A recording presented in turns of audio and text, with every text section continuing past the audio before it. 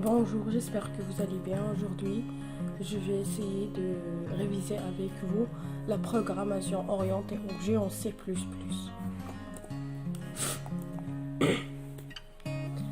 La structure classique d'un programme dans C++ est constituée de deux niveaux. Le niveau des données qui sont placées dans .h et le niveau du code qui sont placés dans .cpp. Donc c'est ça la structure, quel que soit le programme C++, c'est ça sa structure. Un objet a deux parties, soit une partie statique et une partie dynamique.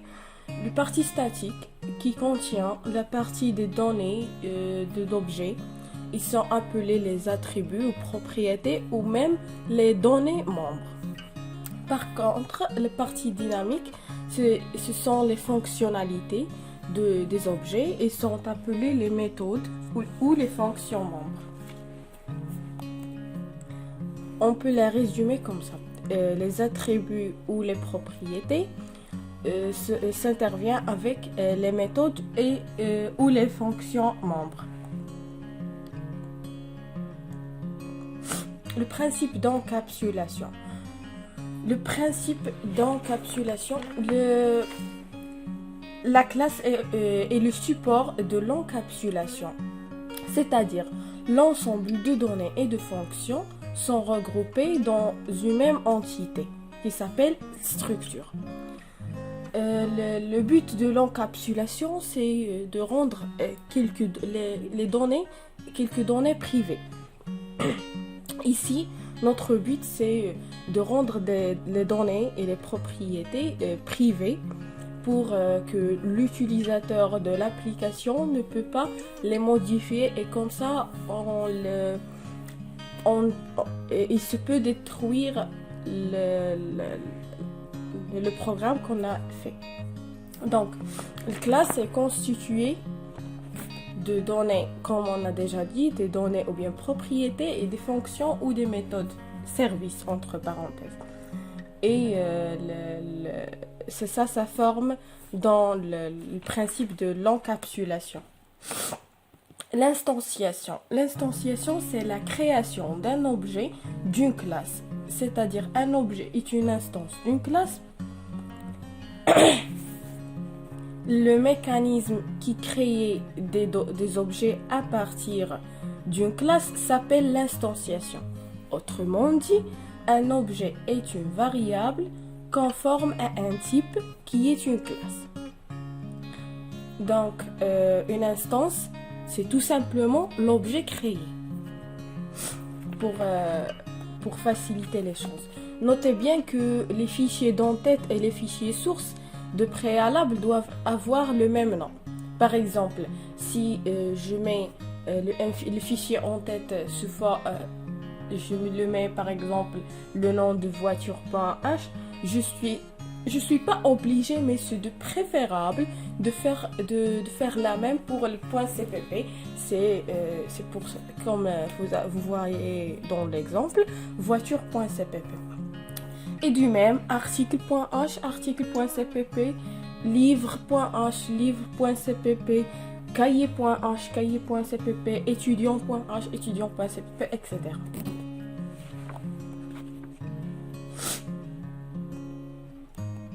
Donc maintenant, on va étudier, pour faciliter les choses, j'ai essayé de séparer ce qu'on fait dans le fichier en tête et ce qu'on fait dans le fichier .cpp, dans le fichier source, pour faciliter la compréhension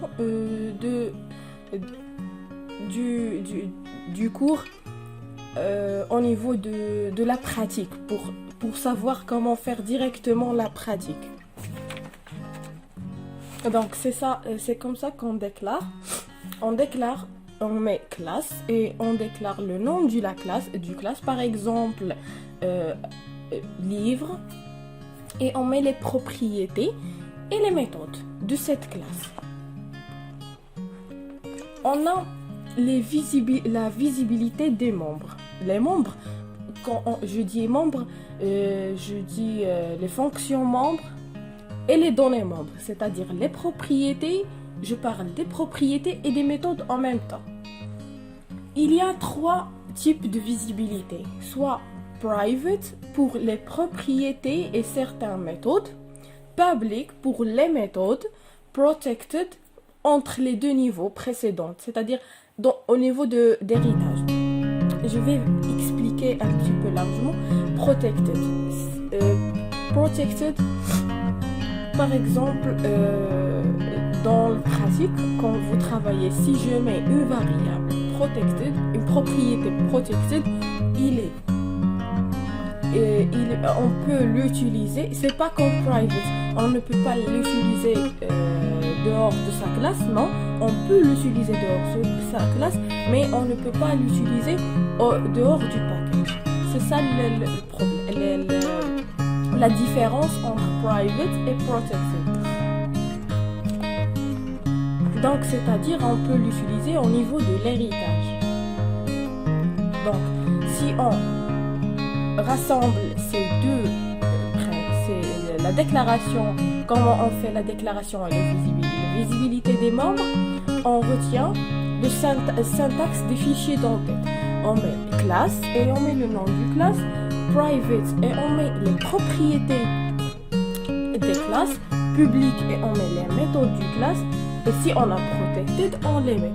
Mais dans la pratique, les données sont privées, les méthodes sont publiques. On n'utilise pas beaucoup le visibilité protected. D'accord? Dans le fichier source maintenant, c'est le syntaxe du fichier source. Toujours, on ne doit pas oublier l'include fichier en tête. C'est-à-dire, si je nomme, on a déjà parlé sur l'article, donc si je fais un fichier en tête qui s'appelle article.h, je vais mettre ici le lien vers ce fichier. Donc je dois mettre include article.h. Donc c'est obligatoire de faire le lien entre le fichier source et le fichier en tête. Pour le syntaxe d'utiliser les méthodes, on met le type de méthode, le nom de sa classe, le type integer, float, charter, etc. String, etc. Ça dépend de ce que vous utilisez dans le méthode, le type du méthode. Donc on met le type, le nom de la classe, par exemple, c'était la classe article, 2 points, et on met le nom de méthode, ajouter, supprimer, je ne sais pas, afficher, min, max, etc. Ce sont des méthodes, et je mets les paramètres dedans et le programme dans les accolades. Pour la manière de la programmation, c'est la même. Le principe de programmer, c'est le même. Il reste seulement les changements du syntaxe. Mais la façon de comment faire un programme, ou bien de comment qu'est-ce que je peux dire, je vais oublier, de raisonner pour faire un petit programme ou bien une fonction, c'est la même au niveau du programmation. Donc c'est ce qui se dépend sur l'algorithmique, la façon de réfléchir comment résoudre un problème. C'est la même. Seulement le syntaxe de chaque langage diffère de l'autre. Donc comme ça, je fais méthode 1, 2, 3, etc. Par exemple, ajouter, supprimer, min, max, etc. Ce qui est demandé dans l'exercice. Maintenant, on va voir les assesseurs. Les assesseurs, les getters et les setters. En général, les assesseurs, les setters affectent la valeur. C'est-à-dire, l- parmi les méthodes pouvant assurer l'accès contrôlé aux propriétés, c'est-à-dire setter et getter, ce sont des méthodes qui permettent l'accès, mais un accès contrôlé aux propriétés qui sont habituellement privées, c'est-à-dire ils sont utilisés sur les propriétés privées. Et on a déjà dit que c'est de préférable de toujours mettre les propriétés privées. Il est à définir des méthodes d'introduction et de récupération des données. Ces méthodes sont appelées les assesseurs, les setters et les getters. Donc, les setters, ce sont les sets, etc. Ils affectent la valeur. Par exemple, je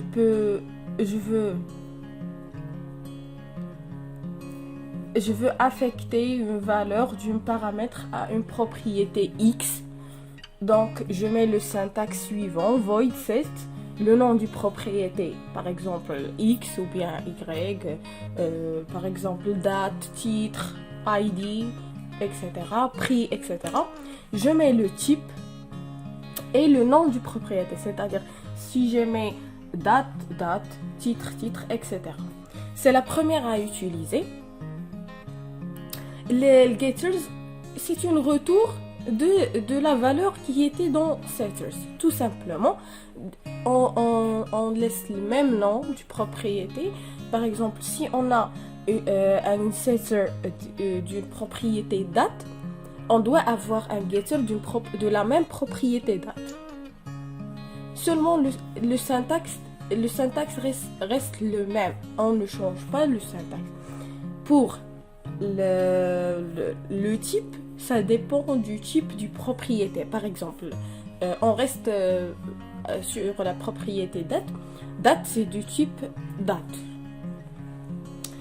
La propriété date est de type date, c'est-à-dire elle se forme d'une propriété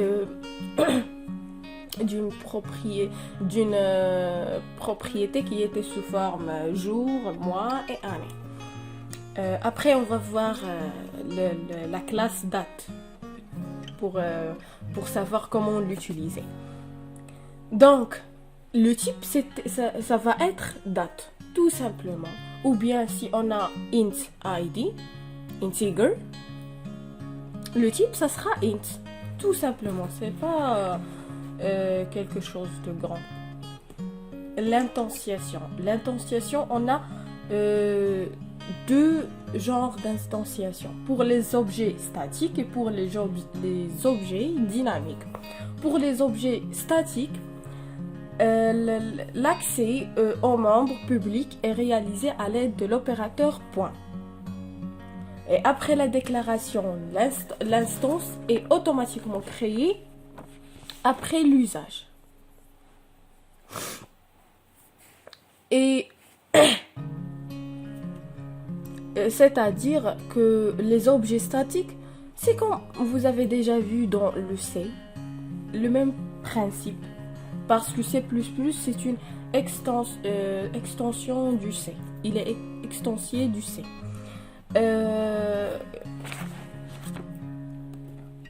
Maintenant, les objets dynamiques. Les objets dynamiques, on utilise new pour allouer l'espace mémoire. Et pour désallouer, bien sûr, on va utiliser delete. Et l'accès aux membres publics est réalisé à l'aide d'une flèche. On distingue 10. 10, on va voir un petit peu dans la pratique et vous allez la comprendre mieux. On distingue 10 entre une propriété et une valeur locale. Si on a le même nom, par exemple, ID pour les propriétés ID. 10 ID égale ID, c'est-à-dire l'ID premier et l'ID deuxième ne sont pas les mêmes propriétés, mais ils ont le même nom. D'accord? Attention, on déclare toujours. On déclare puis en instance. On déclare, puis en instance. D'accord?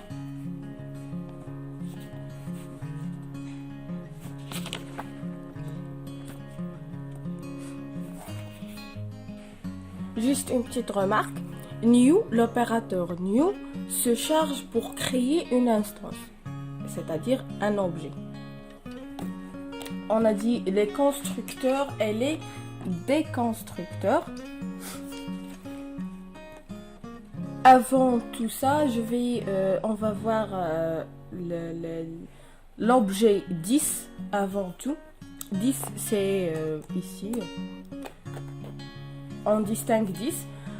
10, il existe un objet dynamique pointeur. Donc, c'est utilisé dans le parti, comme on a déjà dit, dans les objets dynamiques. Et 10 peut être utilisé à l'intérieur d'une classe. Ils permettent de référencier à l'aide de la notation 10 et flèche les membres, les propriétés ou bien les méthodes. Bien sûr, de l'objet courant. L'utilisation de 10 permettra de distinguer la différence entre une propriété et une variable locale. Ou, bien sûr, soit locale ou un paramètre. C'est l'exemple que j'ai déjà donné, 10i flèche id égale à id. L'id premier et l'id deuxième ne sont pas les mêmes. L'une est une variable locale et l'autre c'est une propriété. Donc, ne sont pas les mêmes, mais ils doivent porter le même nom. D'accord? On continue les constructeurs et les déconstructeurs. Un constructeur a pour objectif l'initialisation d'un objet ou la création de son contenu. En général, il construit un objet. Il a deux règles.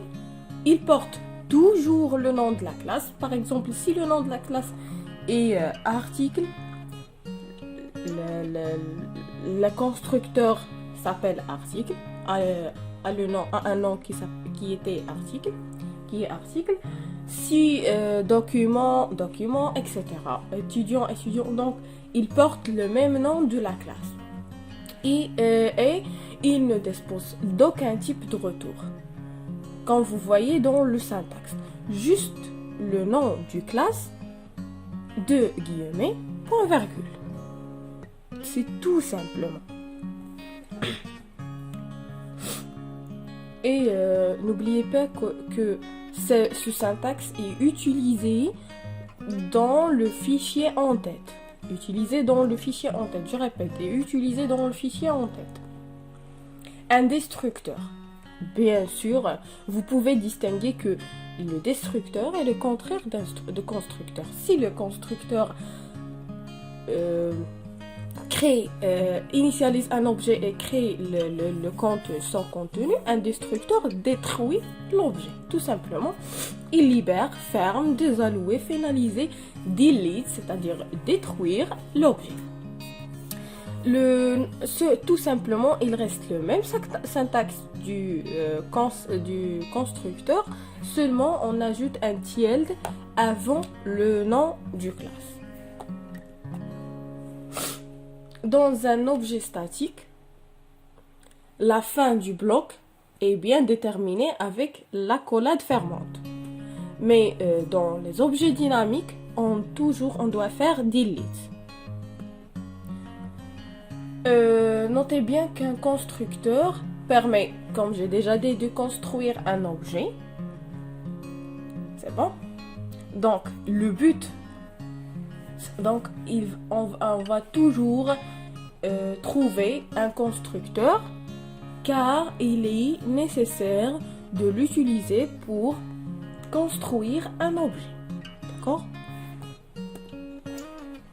Le surcharge et surdéfinition de constructeur. C'est-à-dire définir une même méthode plusieurs fois dans la même classe. à condition que chaque définition soit faite avec signature différente, c'est-à-dire avec des paramètres différents. Par exemple, si j'ai une classe qui s'appelle étudiant, on a dit que le constructeur porte le même nom d'étudiant, donc le même nom, désolé, d'une classe, donc il va porter le étudiant entre deux parenthèses et point virgule. C'est le constructeur par défaut, le constructeur initial, d'après le syntaxe qu'on a déjà vu juste maintenant. Donc pour le surcharger, par exemple, je vais ajouter des paramètres. Notons que étudiant a par exemple le nom et le prénom comme propriété. Donc pour surcharger ce constructeur, je vais seulement ajouter dans les guillemets, je vais ajouter char nom, char prénom par exemple. Donc ça va donner étudiant entre parenthèses char nom, char prénom. Point virgule. C'est tout simple. C'est tout à fait simple. C'est pas la peine de compliquer les choses ou faire de calcul ou je ne sais pas. C'est seulement d'ajouter dans le constructeur par défaut les propriétés qui se trouvent dans la classe elle-même. Soit en ajoutant tous les propriétés, soit seulement quelques propriétés d'après notre besoin. Donc c'est ça un exemple, comme j'ai déjà dit, par exemple date. Et comme une surcharge du constructeur date, on l'a ajouté le day, le month et le year. Surcharge, bien sûr.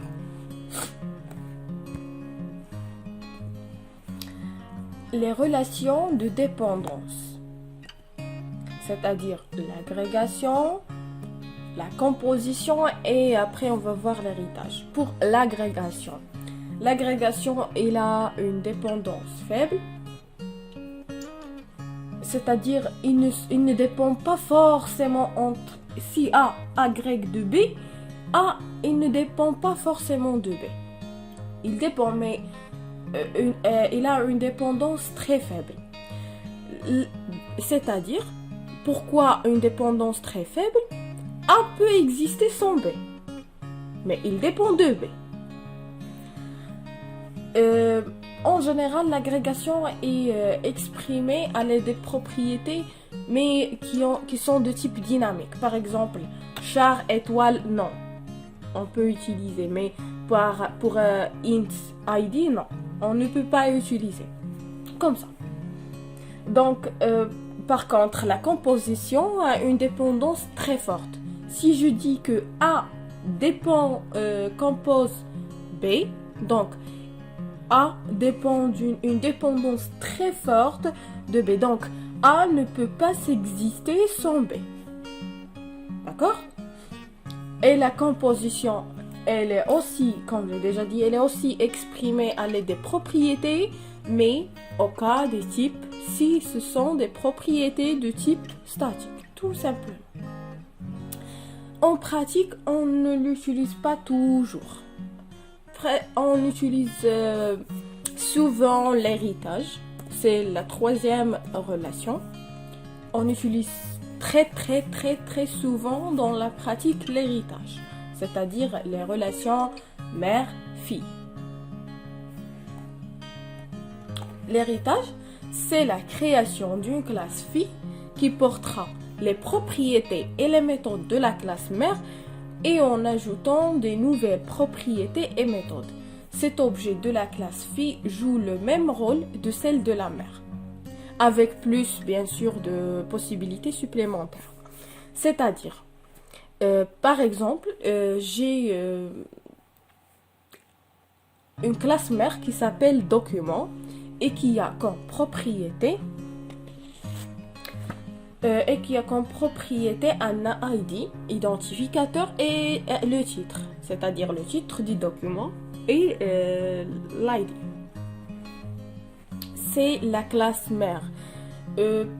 Livre est une classe fille du document qui est la classe mère. Donc, dans ce cas, le livre, il va porter les propriétés du document. C'est-à-dire, il va prendre les propriétés les propriétés ID et les propriétés titres, puis il va ajouter ses propres propriétés. Par exemple, s'il a un prix ou bien le nom d'auteur, etc.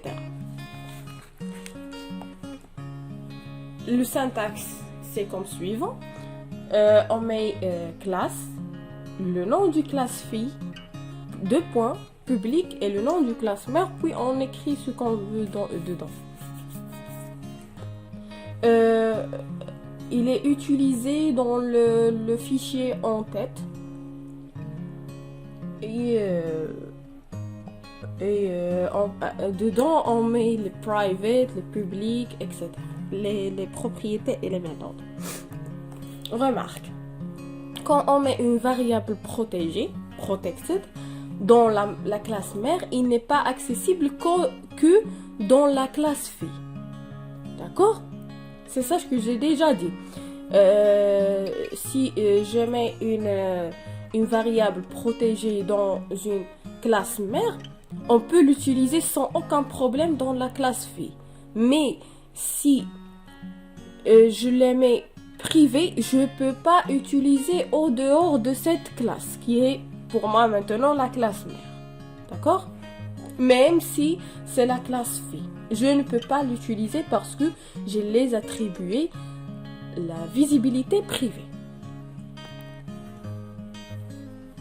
Ce sont seulement des notations. On dit que la classe mère c'est la classe de base ou bien c'est super classe et la classe fille c'est la classe dérivée.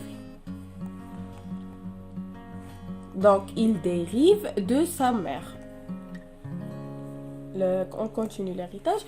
Une classe fille doit déposer de ses propres constructeurs. Bien sûr, si je mets une classe fille d'une classe mère qui n'a aucun constructeur et je dis que déjà la classe mère a des constructeurs, ça c'est fou. Chaque classe a ses propres constructeurs. Soit c'est une fille d'une autre mère, soit c'est une classe unique. D'accord ?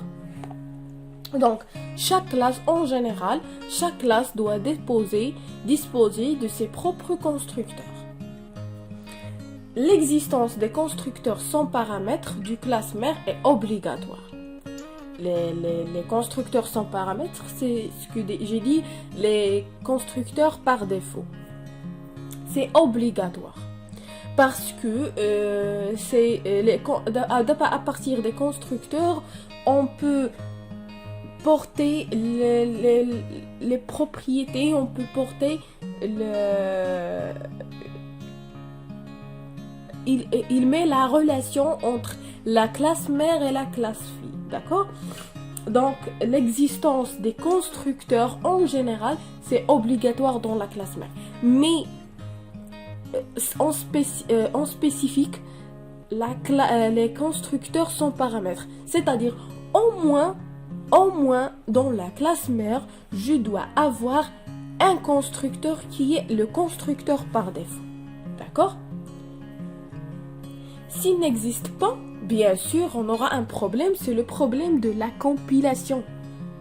Au niveau de la compilation, on ne peut pas compiler la classe fille. C'est tout à fait normal. C'est parce que le constructeur, c'est comme un pont entre la classe mère et la classe fille, d'accord? Les constructeurs de la classe fille appellent implicitement, c'est-à-dire automatiquement, les constructeurs sans paramètres du classe mère. Bien sûr, ça, puisqu'il est obligatoire de faire les constructeurs sans paramètres, les constructeurs par défaut dans la classe mère. Donc, bien sûr, les constructeurs de la classe fille se basent sur les constructeurs de la classe mère. D'accord? Si on a un constructeur par défaut, on peut choisir explicitement quel constructeur invoquer depuis un constructeur de la classe fille. Parce que on peut disposer dans une classe de plusieurs constructeurs. Le constructeur par défaut, et c'est ce qu'on a appelé le surcharge. On peut surcharger le constructeur plusieurs fois. Mais l'existence de constructeurs par défaut nous permet dans la classe fille d'appeler les autres constructeurs sans aucun problème. C'est bon? C'est une syntaxe implicite utilisée lors de la définition d'un constructeur. D'accord? Déroute l'appel à un constructeur au choix, c'est-à-dire si par exemple on reste dans document et livre, classe mère et fille. Désolée, je suis un petit peu malade.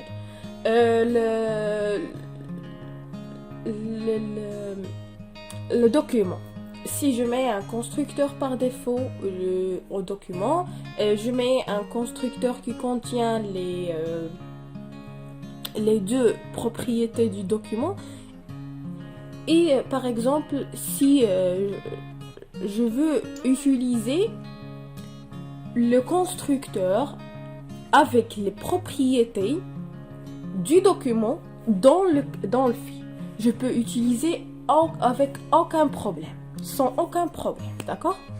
Pourquoi? Parce que c'est déjà dit que le constructeur par défaut, il fait appel à les autres constructeurs, d'accord? Fille, fille, entre guillemets les paramètres, mère, entre guillemets les paramètres, et après le programme qu'on veut l'exécuter. Ce constructeur invoquera automatiquement le constructeur avec ses paramètres et, de la classe mère. Par exemple, si on veut utiliser document int id et char, non, ou je ne sais pas qu'est-ce qu'on a dit, char titre. Donc, comme ça, on va l'utiliser, livre, et on va faire les paramètres de livre, c'est-à-dire parce que fille, le premier c'est un constructeur fille, le deuxième c'est un constructeur mère. Donc on va faire livre, par exemple les paramètres qu'on veut utiliser, tous les paramètres, l'ID, l'int ID, et char titre, et par exemple le livre dispose d'un prix et d'un auteur, c'est-à-dire donc float prix et char auteur. 2 points, et on fait le mère, c'est-à-dire document, et c'est un constructeur qu'on a déjà déclaré dans la classe mère, dans le fichier en tête du classe mère. Document, et dedans on va faire int id et char titre. Donc qu'est-ce que c'est ce constructeur que veut dire? Veut dire que ce sont les paramètres du constructeur fille.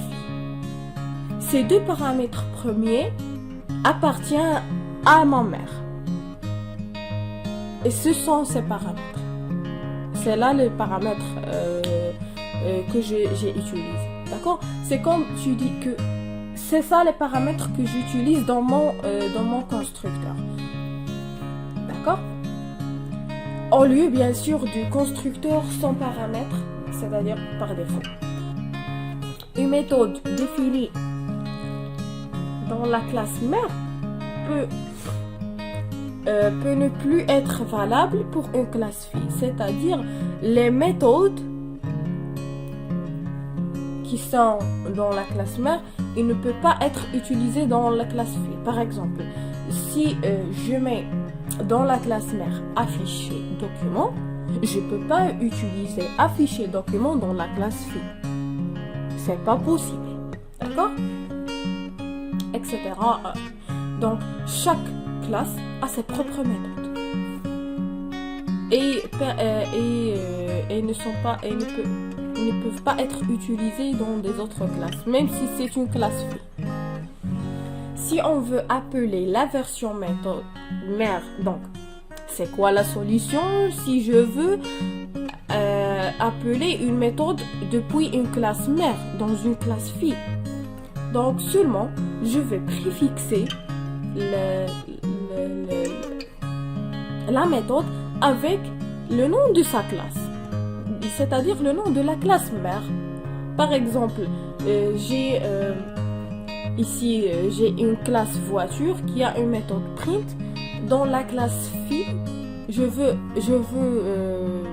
cette fonction ou bien cette méthode print, mais je ne peux pas utiliser comme ça. Je ne peux pas utiliser comme ça, donc je suis obligée de la préfixer avec le nom de sa classe, qui est le nom de la classe mère, voiture. C'est ça, tout simple. On peut toujours affecter une mère, un fils à une mère. C'est-à-dire, toujours, si on veut utiliser quelque chose d'une mère, on peut l'utiliser dans le fils, dans le fille. Le contraire, c'est impossible seulement avec un constructeur de convention. Les constructeurs, on va les voir après. On va voir la pratique, comment faire un programme avec des constructeurs, des surcharges, etc. On va voir la pratique qui va nous permettre bien sûr de valider ce module. Parce que le but, c'est de comprendre, mais aussi de valider le module de C++ et Java. À propos du Java, je vais poser une révision comme celle-là sur Java, et après on va commencer à faire des exercices et qui servent à vous aider à valider le cours, bien sûr, à valider le module, bien sûr. Le surcharge des opérateurs. On a plusieurs opérateurs. L'opérateur égal, l'opérateur différent, l'opérateur inférieur, l'opérateur supérieur, etc. Donc, c'est quoi premièrement le surcharge des opérateurs? Le surcharge des opérateurs permet de réaliser des opérations mathématiques intelligentes entre les objets.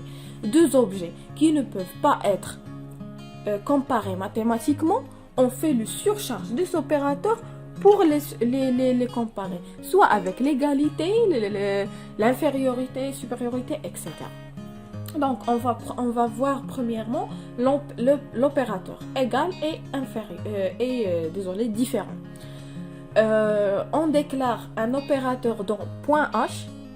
Vous devez apprendre comment déclarer un opérateur égal et différent.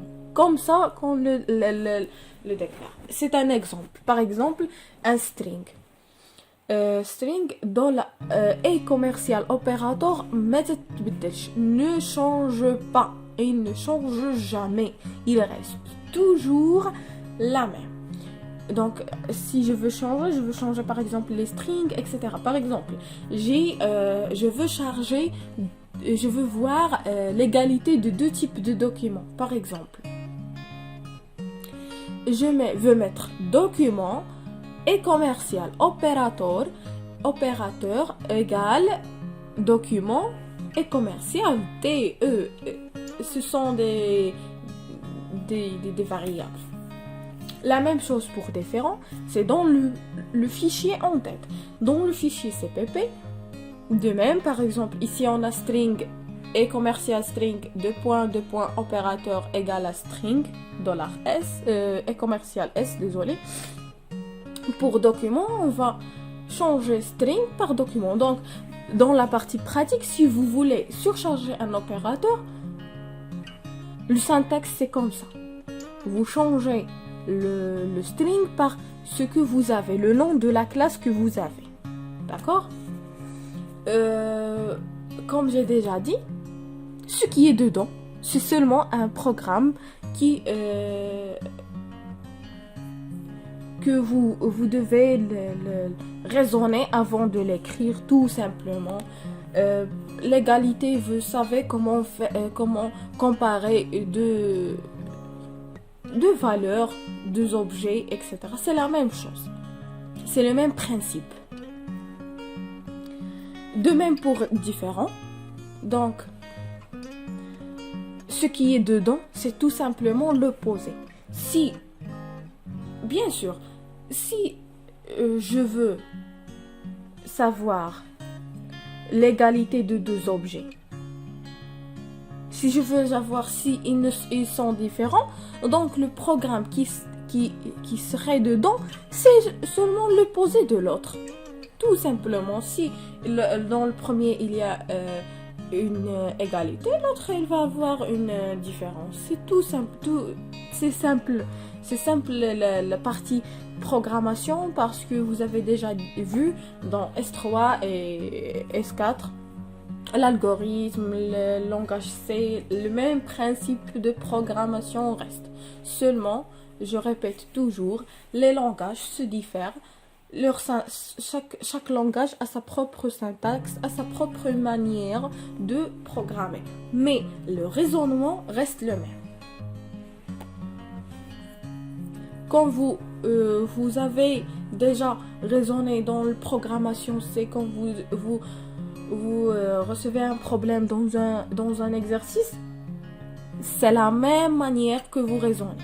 J'ai besoin de faire un max, je vais voir si la valeur est plus grande que l'autre, donc je vais dire que la valeur A est la max, etc. Donc la même manière de raisonner, la même manière de faire un programme, de réaliser un programme. Seulement, je répète, seulement la partie du code qui se change d'après le langage que vous utilisez. Et si c'est un langage orienté objet ou non. Donc maintenant, on va voir l'opérateur plus et moins. Supérieur et inférieur. De même, pour l'opérateur moins, on utilise ce sont des opérateurs friend, opérateurs amis, le moins et l'étoile. Quand vous voyez. Donc, le plus reste comme l'égal, seulement vous mettez un plus. Et pour les opérateurs amis, le syntaxe c'est qu'on ajoute amis. Donc le but du friend permet d'accéder aux données privées de la classe elle-même. Par exemple, pour cet exemple, la classe point. Il permet d'accéder aux données de la classe point, les données privées. Donc, parce qu'il considère l'opérateur comme un opérateur ami. Il lui donne ses données privées pour qu'il l'utilise. De même pour la partie CPP, quand vous voyez comment on met les opérateurs plus et moins dans la partie CPP, toujours ce qui est dans le programme, ce qui est le contenu de l'opérateur plus et l'opposé bien sûr du contenu de l'opérateur moins. L'opérateur étoile est comme l'opérateur moins. C'est un opérateur ami. Et comme j'ai déjà dit que l'opérateur ami sert à accéder aux données privées de la classe elle-même. La classe, par exemple, ici la classe pointeur, donc le point, la classe point. Et même structure que l'opérateur moins. Donc, il nous reste, je pense, les deux opérateurs inférieur et supérieur. Oui. Pour ces deux opérateurs, on ajoute l'OString. À quoi sert, quel est le rôle de ce mot-clé OStream. OStream permet l'encheminement des opérations sur la sortie standard. Donc, c'est tout à fait simple. Les opérateurs, pour qu'ils puissent être sortis dans la sortie standard, on utilise OStream. En pratique, ce sont les seuls opérateurs qu'on utilise OStream. Oui, on utilise OStream aussi à plus égal, plus ou égal, c'est-à-dire plus égal. Suis et moins égal. Donc, dans l'examen, je pense qu'il n'a jamais posé l'opérateur plus égal. Si il a posé, c'est le même que inférieur, inférieur ou supérieur, supérieur. Mais pas dedans. Dedans, ça reste comme les autres. Dans le contenu, ça reste comme la programmation de plus et la programmation de moins, etc. Donc, comme vous voyez, dedans on met ce qu'on veut comparer. Et pour inférieur, inférieur, c'est de même que supérieur, supérieur. Donc c'est la même. Et on doit retourner l'OS, l'OStream. On va retourner le OS.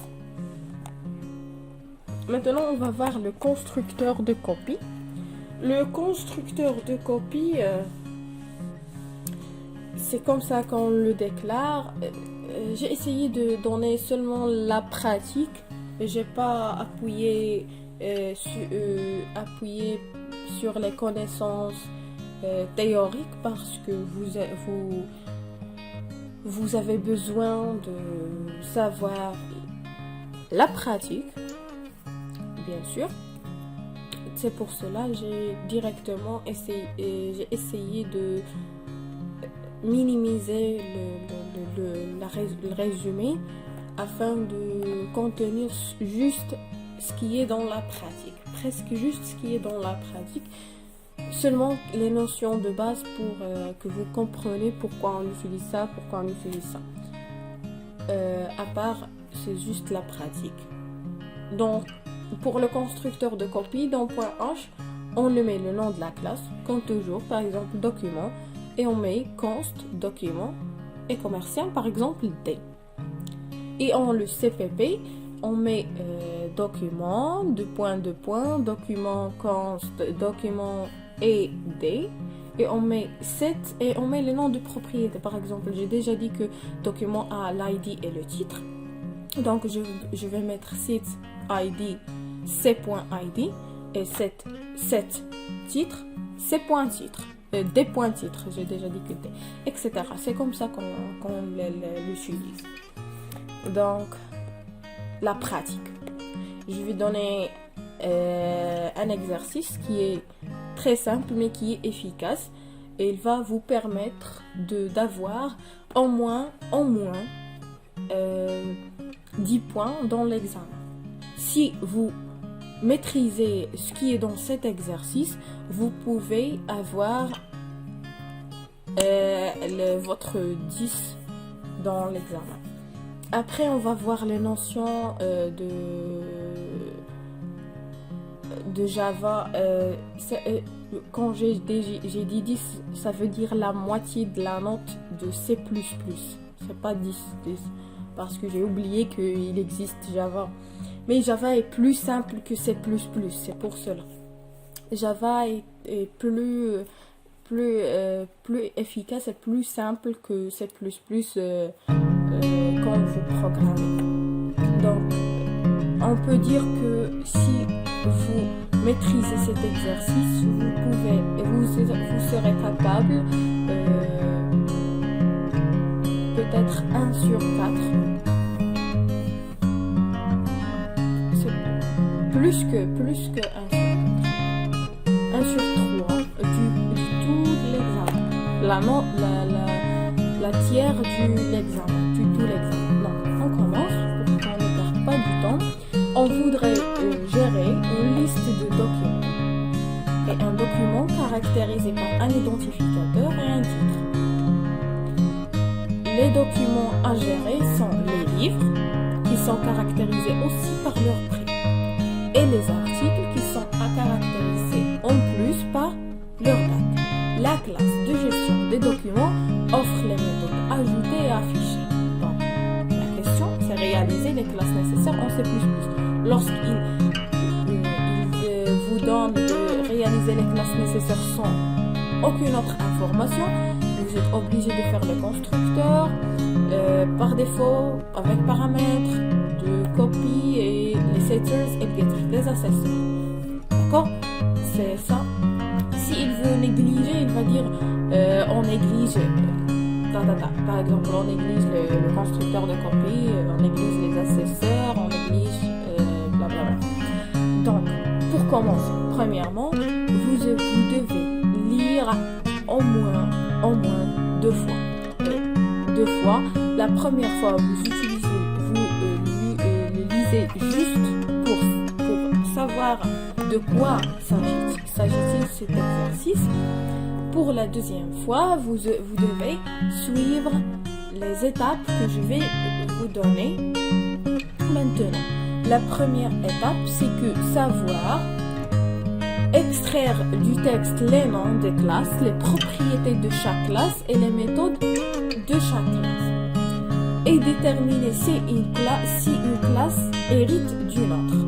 Dans notre exercice, si vous relire l'exercice, vous trouvez qu'il existe le document qui est la première classe, les livres et les articles et la gestion des documents. D'accord? Mais pour savoir l'héritage, vous devez toujours faire attention s'il dit caractérise aussi par, caractérise en plus, s'il y a une addition dans l'exercice, l'exercice montre qu'une classe additionne, ajoute quelque chose à une autre classe, c'est de l'héritage. D'accord? Et les mots-clés aussi par, en plus, par, etc. Si vous trouvez ces mots-clés, vous devez savoir qu'il y a un héritage dedans, dans l'exercice. Donc, ce sont les classes, il y a document, livre, article, gestion de documents. Le document a les deux propriétés, int et titre. C'est mieux d'utiliser les types dynamiques, les objets dynamiques, par exemple char, étoile, titre. Les livres, ils héritent du document, de même article, il hérite du document. La gestion de projet, ce sont les documents et ils ont, donc lorsqu'il a dit la classe gestion de documents offre les méthodes, donc la gestion des documents, il doit contenir un document, bien sûr. Donc, propriété, vous-même, vous devez la distinguer. D'accord? Donc, c'est document, étoile, document, avec deux méthodes, ajouter et afficher. Donc, la deuxième étape, faire un petit diagramme de classe. C'est juste...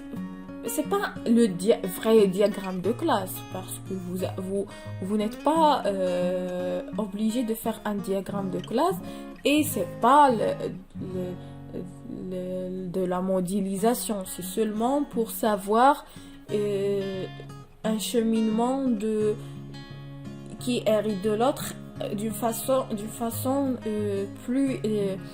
plus facile sous forme d'un schéma. C'est-à-dire pour seulement faciliter la tâche de la création de ces classes-là. D'accord? Comme ça, vous voyez que l'article et livre héritent du document et la gestion du projet est en relation avec le document. Donc, on va avoir une propriété qui s'appelle document étoile document. D'accord? Et ces deux fonctions, ces deux méthodes, ajouter et afficher. Les deux étapes dernières, c'est commencer à créer les points H et les points CPP pour chaque classe. N'oubliez pas que les classes portent les mêmes noms en tête, mêmes noms source. Donc, on va voir document.h, document.cpp, etc. livre.h, livre.cpp, etc.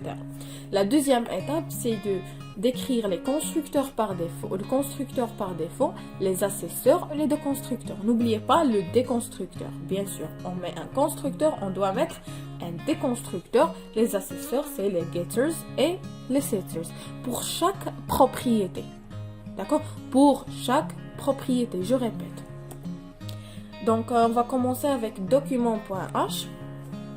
Pour pragma once, seulement on utilise ce dièse pragma once pour assurer la compilation conditionnelle. C'est-à-dire, si le programme si on est obligé de recompiler le programme, c'est pas la peine. On a déjà compilé pour c'est du raison de l'espace mémoire pour la réduction d'utilisation de l'espace mémoire. Donc, vous pouvez l'ajouter pour que le programme ne se compile pas plusieurs fois.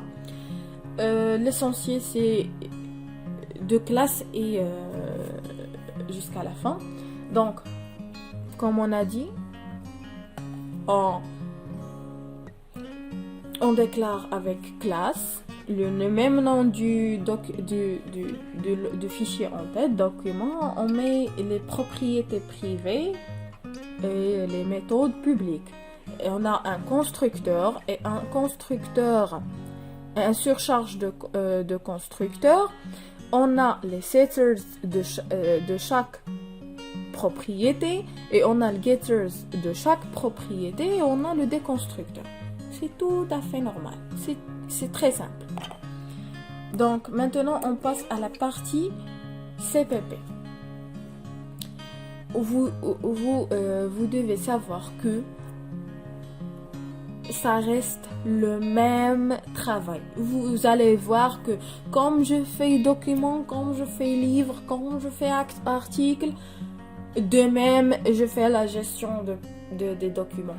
C'est le même travail, soit dans cet exercice, soit dans les autres exercices. Le travail reste le même. Le travail reste le même. Donc, le constructeur, par défaut, dans le fichier .cpp, c'est comme ça qu'on l'écrit.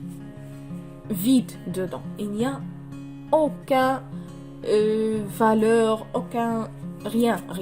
Il est vide.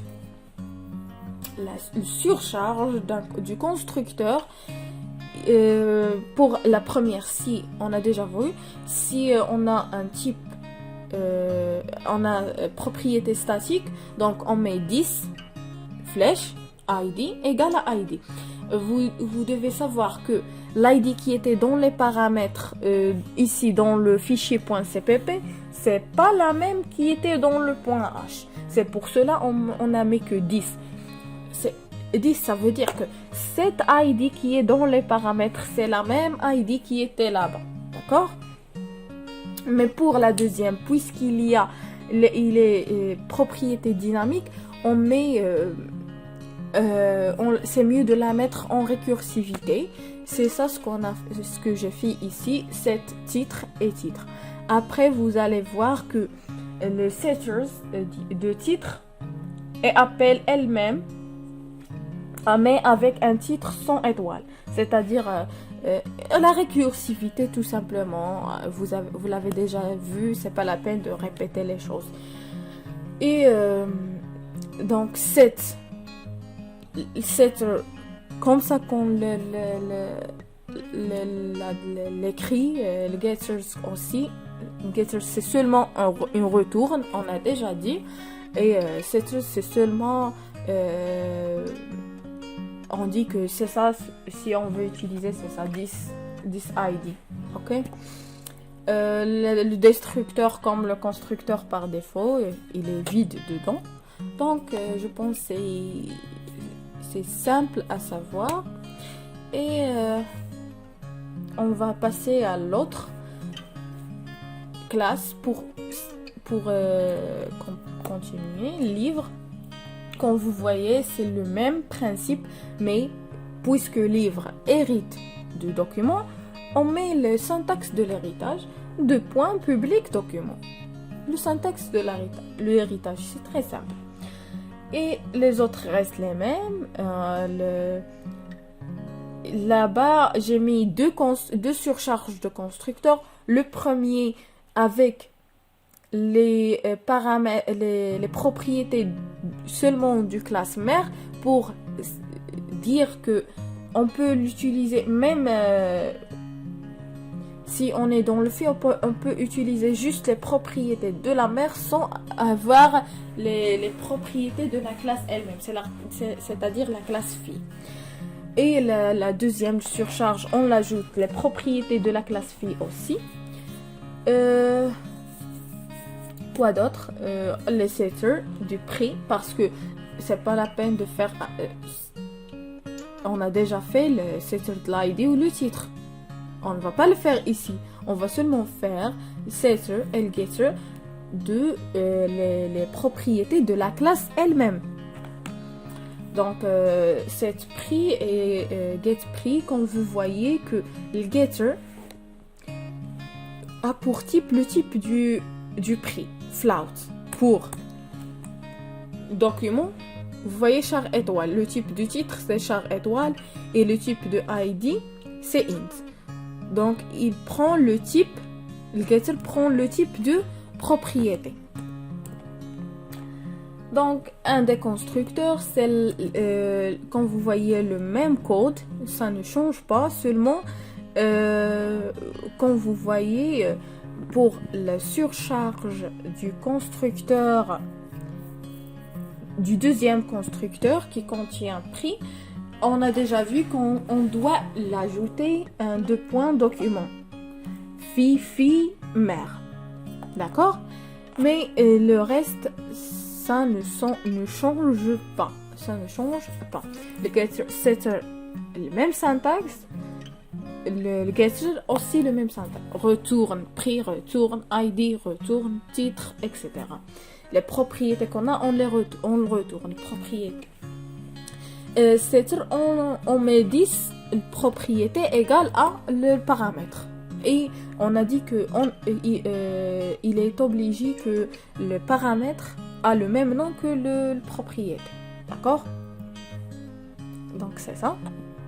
Et bien sûr, on n'oublie jamais que l'include le fichier en tête de la classe. L'article.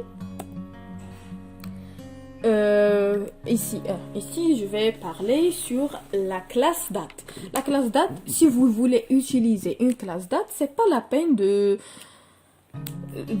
faire une classe date pour que l'utiliser, parce qu'il est déjà prédéfini soit dans le C++, soit dans le Java. C'est seulement, vous pouvez l'includer. Include date.h. Comme vous voyez, donc on a fait include document.h parce qu'il est la classe mère, et date.h parce qu'on veut l'utiliser dans date. On a une seule propriété date, et on a fait constructeur par défaut, surcharge constructeur, et puis surcharge du constructeur une deuxième fois, comme vous avez vu dans l'article. Et c'est sûr, bien sûr, le getter. Et après le déconstructeur, pour la partie C++ de l'article, c'est du même. C'est pas la peine de includer date parce que on l'a déjà includé dans l'article .h. Quand vous voyez, il reste comment on écrit le constructeur par défaut, c'est le même. le surcharge de constructeur le même, le deuxième surcharge de constructeur reste le même, le setter reste le même, le getter reste le même. Ça ne change pas. Et n'oubliez pas que setter n'a aucun type de retour, void. Le getter prend le type du propriété, d'accord? Et bien sûr, le déconstructeur aussi reste le même. Donc, c'est pour connaître que c'est très simple, c'est pas difficile, c'est juste, c'est un truc de mémoire. Vous êtes obligé de mémoriser que comme ça on fait ça et comme ça on fait ça, etc. On va voir la gestion des documents pour bien sûr voir les méthodes. Jusqu'à maintenant, on a vu seulement les setters, getters, les constructeurs, etc. Les déconstructeurs, les propriétés, comment on fait tout ça. Mais on n'a pas vu comment, si on a une méthode, qu'est-ce qu'on fait. Donc, pour la méthode, c'est pas obligé que private soit avant de public. C'est pas obligé. Si vous l'oubliez de le mettre avant public, vous pouvez le mettre après. C'est pas la peine de refaire les choses. Donc, on a dit que la gestion des documents a besoin de deux méthodes, ajouter et afficher. Bien sûr, on connaît que ajouter, soit afficher, n'a aucun type de retour. Donc, c'est void. D'accord? Afficher n'a aucun paramètre et ajouter, bien sûr, on va ajouter un document. Un document a un ID. Donc, c'est logique. Parce que l'ID est unique pour chaque document. Il ne répète pas. Donc, un document est caractérisé par le document lui-même et son ID. Donc, pour ajouter un document, on ajoute le document lui-même et son ID. C'est bon? C'est ça le syntaxe du méthode. On met le type et le nom du méthode et les paramètres point virgule dans le point H. On va voir comment on l'a fait dans le point CPP. Donc, comme vous voyez, ça reste le même constructeur par default, le même constructeur de la surcharge de constructeur, le setter, le getter, pour l'ajouter. Oui, ici. Vous voyez qu'on a déclaré la propriété de document dynamique. Donc, on a dit que dynamique, on va allouer l'espace malloc, size, tatatati, tatata. Vous avez déjà vu comment allouer un espace dans la programmation C. Dynamique, espace dynamique. Dynamiquement. Donc, doc, je l'ai nommé doc, égale document, le type, document étoile, c'est un type pointeur, malloc, size of documents. C'est simple. On va faire une condition. Si le document est différent de nul, alors tout ça va se passer bien. On va l'ajouter dans le tableau de documents. D'accord? On va lui donner un ID qui va se générer automatiquement et on va poser dans la place X la place I ici du tableau. Mais sinon, on va voir l'autre. Donc, si doc différent de nul, donc existe. Donc, depuis i égale à 0 jusqu'à i inférieur à size of doc, parce qu'on va ajouter. On a déjà un tableau qui existe déjà et on va ajouter dans ce tableau un document. Donc, on va commencer dès le départ, le boucle for, on va commencer de l'indice égal à 0 et on va incrémenter. Si i égale à indice, c'est-à-dire la place où on va poser le document qu'on veut, on va faire que doc i égale à docu. D'accord? C'est simple. Mhm. D'accord, c'est ça. Vous voulez voir que documents qui est dans les paramètres, c'est pas étoile. Mais on a alloué la propriété, l'espace pour la propriété, pour savoir que la propriété est un tableau. Ok? Tableau dynamique. Mais pour ajouter, on va ajouter un seul document. C'est pas la peine de faire un étoile. D'accord? Donc, où j'ai resté? Puis, bien sûr, si on ajoute sur un tableau dynamique, c'est obligatoire de réallouer l'espace. Et bien sûr, ajouter plus 1. C'est la même, soit supprimer, soit ajouter. Pour supprimer, on écrase. On réalloue, on écrase. Puis on affiche. Et pour l'ajout, on ajoute, puis on réalloue l'espace en ajoutant plus 1. D'accord? C'est bon. L'affichage. L'affichage, c'est comme l'affichage dans C. C'est pas une grande chose. For i égale à 0 et jusqu'à la size du document, du propriété et plus print. C'est ça. Et après le déconstructeur.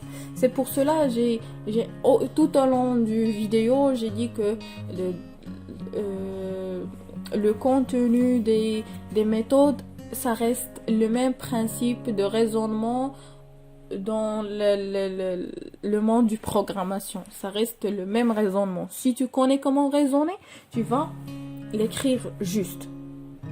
Si tu ne connais pas comment raisonner pour faire une fonction, ça c'est un problème. Mais pour le syntaxe, c'est le même, comme vous voyez, ça reste le même principe dans toutes les classes. Ça seulement se répète. Donc, pour maintenant, le principe de C++ pour vous maintenant, c'est de apprendre ce que vous avez vu ici, parce que ça, c'est ce que vous allez les voir dans l'examen. Je vais mettre une autre vidéo sur cet exercice. Je vais vous donner un petit peu du temps, peut-être un jour ou bien un jour et demi, pour que vous essayiez de faire cet exercice. Cet exercice parle sur les figures, cercle, point, etc.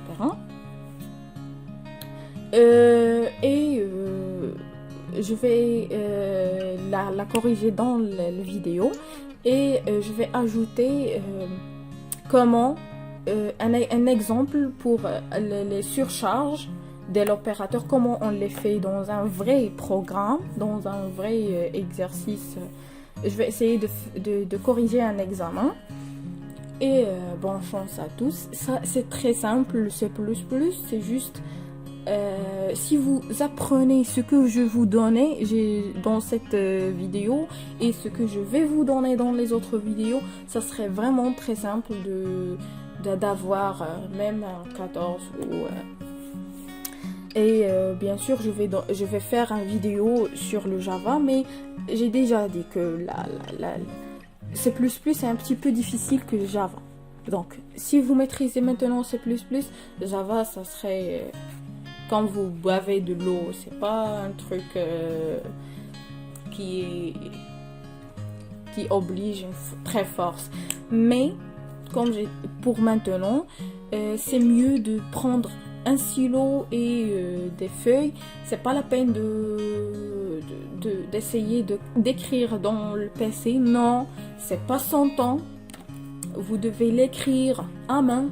Essayez d'apprendre avec un stylo et une feuille, d'apprendre tout ça et d'être organisé pour que la journée de l'examen, il n'aura pas le temps de réfléchir. Ça sera seulement un temps pour écrire. Point final. Si vous avez le temps de réfléchir, vous ne ferez rien.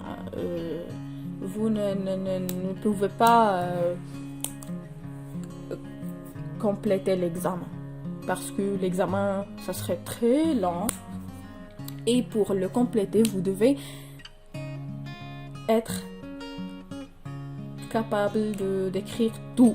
Donc, vous devez apprendre ce que j'ai donné avec des yeux fermés parce que je sais vraiment ce module c'est quoi.